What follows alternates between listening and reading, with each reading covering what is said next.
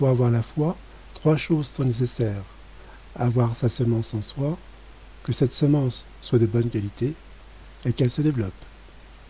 Nous savons que c'est le Seigneur qui jette la semence en nous, puisque nous ne pouvons pas penser à quelque chose si nous n'avons pas d'abord quelques connaissances sur elle.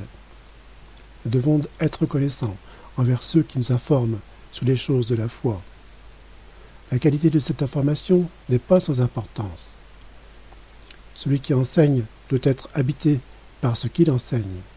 Si l'enseignement est falsifié, il falsifiera le récipiendaire.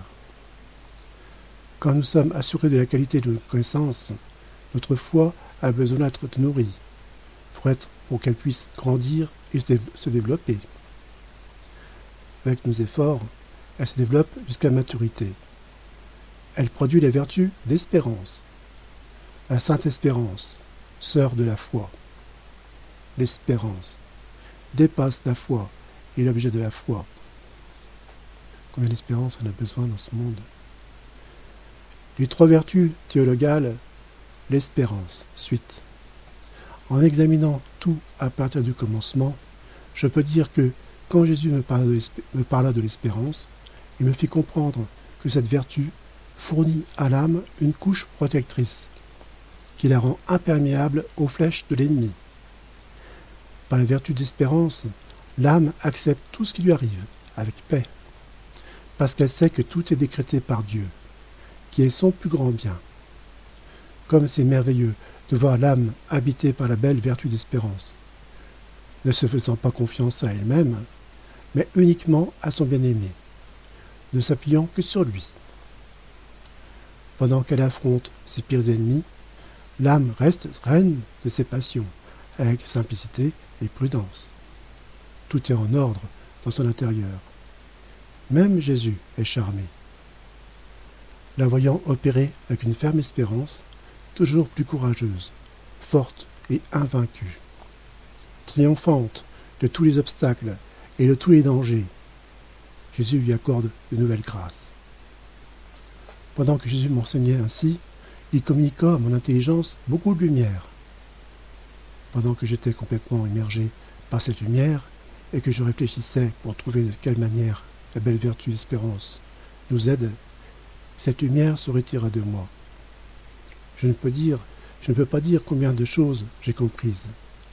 Je dirais simplement que toutes les vertus servent à embellir l'âme. Cependant, par elle-même, l'âme n'a pas en elle les semences. Après être née et avoir grandi en elle, les vertus lient l'âme fermement à Dieu. L'espérance dit à l'âme, « Rapproche-toi de ton Dieu, et tu seras illuminé par lui. Approche-le, et tu seras purifié par lui, etc. » Quand l'âme est investie de la sainte espérance, chaque vertu y devient ferme et stable. Comme une montagne, elle ne peut pas être affectée par les intempéries, la chaleur du soleil, les vents violents, par les lacs qui débordent et les rivières qui inondent par les grandes masses de neige fondante. L'âme habitée par l'espérance ne peut pas être dérangée par les tribulations, les tentations, la pauvreté ou les infirmités. Aucun incident de la vie ne l'effraie, ni ne la décourage. Même pour un instant, en elle-même, elle se dit « Je peux tout tolérer, je peux tout souffrir et tout faire, car j'espère en Jésus. »